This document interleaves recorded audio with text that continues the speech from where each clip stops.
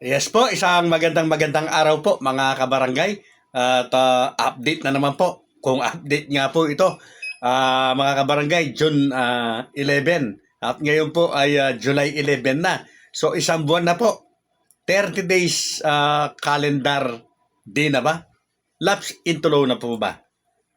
At syempre po, bago ang lahat, ang aking pong paanyaya sa mga napadaan lamang sa channel na ito, kayo po ay ating malugod na inaanyayahan na mag-subscribe. Pakiclick po yung notification bell at all para palagi po kayong updated sa aking mga bagong videos. Mga kabarangay, meron po akong ginawang napaka-konting o maliit na content kagabi. Ay ito po ay dahil sa aking napanood nga na sinasabing hindi pa po na-transmit or hindi pa po natatanggap ng Pangulo yung kopya po ng ratified bill. Ako po ay nagbigay lamang ng konting komento kasi hindi po ako sigurado kung yan po ay updated mga kabarangay. Ito po, panoorin po natin. Tingnan na lamang po ninyo kung updated ba ito or kung noon pa.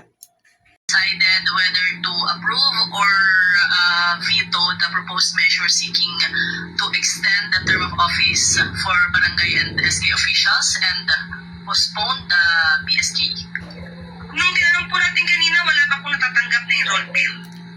Kapag ka po natanggap na po, pag-aaralan po yung mabuti para po mapirmahan kung dapat mapirmahan. Sa ayunan kung dapat sa ngayon. Mga kabarangay, ilang oras pa lamang po ang nakakalipas sa pagkaka-upload po ng video niyan. Kaya nga po sinasabi ko na hindi po ako sigurado, baka noong pa nga yan, mag-round po ako. Kaya paki-observe din po. Kasi kung totoo po ito, na hanggang sa ngayon, sa kasalukuyan, ay hindi pa po natatransmit o wala pang transmittal na nangyari, ay ano ang pipirmahan ng Pangulo? Ano ang kanyang ibebeto? Di wala po pala tayong hinihintay. Isang malaking kabudulan pala kung ito po ay updated, kung ito po ay totoo. So, hintay tayo ng hintay. Wala po pala tayong hinihintay. Sana po late upload na lamang yan para hindi na makagulo ng lalo sa usaping ito. At yan nga po, 30 days na po kung bibilangan natin yung pagka-aproba po ng Senado at ng Kongreso dito po sa term setting bill na ito from June 11 at ngayon nga po ay July 11 na mga kabarangay. At wala pa rin po tayong talagang balita kung ano po ang mangyayari. Parang napakatahimik po at talagang sikretong-sikreto. Maliban na lamang nga po doon sa lumabas na napanood natin na yan na hindi po natin alam kung yan nga po ay updated. Kaya ang paulit-ulit ko lamang po na nasasabi habang wala pang batas, dahil wala pa nga pong bagong batas, ay ito pa rin po Supreme Court ruling ang talagang nangingibabaw.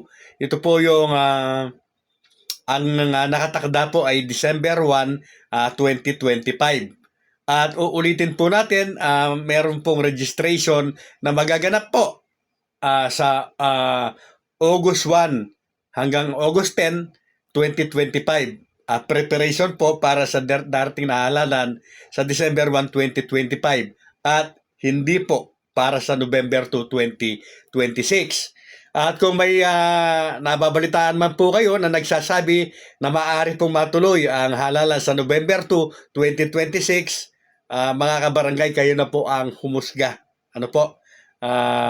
Dahil ako po ay taasan na sinasabi ko na hindi po makakalusot ang panukalang batas na yan dahil may gusot.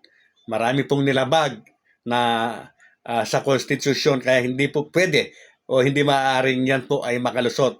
At kung yan po ay makakalusot at ang ibig sabihin lamang po yan ay yung nga po parang yung nangyari noon na nadeklara nga na unconstitutional pero na-postpone pa rin.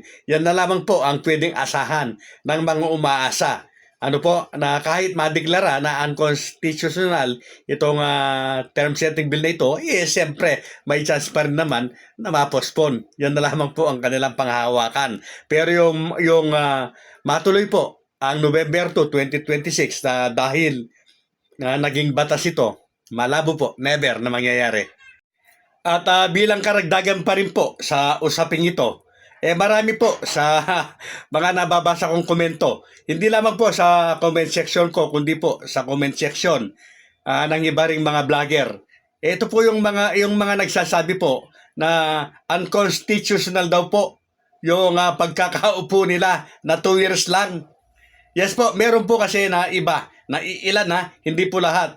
Bagamat alam na 2 taon lang silang uupo, ngayon po na paparepit na ang halalan, tsaka po nagsasalita na o nagsasabi na unconstitutional daw po yung nangyari sa kanila. Para po sa kabatiran ninyo, ito po ang aking masasabi. Ano po? Wala po sa Constitution o hindi po nakalagay sa Constitution na 3 taon po ang pag-upo ng barangay opisyal at ng SK. Kaya hindi po unconstitutional kung naging 2 taon lamang ang pagkakaupo po ninyo ngayon. Ang sisihin po ninyo, yung mga nagsusulong lagi ng postponement. Sila po ang may kasalanan dyan, mga kabarangay. At kung yan ay unconstitutional, sana kinontes na ng mga nagsulong yan. Sana kinontes na ng Senado, ng Kongreso. Dahil ang Korte Suprema po ang naglabas ng resolusyon. Mga kabarangay, ang Korte Suprema po ang pinaka-last resort natin. Siya po ang pinaka-huling takbuhan natin pagdating po sa mga batas, sa katarungan. Sila po yung nagtakda na ang halalan po ay magaganap December 1, 2025 dahil sa pagkakadeklara nga po na unconstitutional yung pagkaka-postpone po ng halalan noong December 2022. Pagkatapos sasabihin po ng iilan na unconstitutional daw po ito. Mga kabarangay, talaga pong kapag ang personal interest po natin ang pinaiiral, wala po talagang mangyayari. Kagaya po ng mga nagsulong ng batas na yan dahil sa kanilang personal interest, kaya po nagkagulo-gulo. So, yan lamang po mga kabarangay siguro. At muli, maraming salamat po sa mga sumusuporta sa aking channel. Sa mga nabigyan ko po ng mga silver jewelries na natuwa naman at nagustuhan, maraming salamat din po. At sa mga hindi pa po natin nabibigyan, pasensya na lang po muna. At baka po darating din ang araw, mabibigyan po kayo. Patawad po at pasensya na uli dahil hindi po lahat na gusto po ay mabibigyan po natin. Siyempre po, limitado lamang po yung pwede po nating mabigyan. Sana po ipagpaumanhin po ninyo. Muli po, ang inyong lingkod, Coiner String.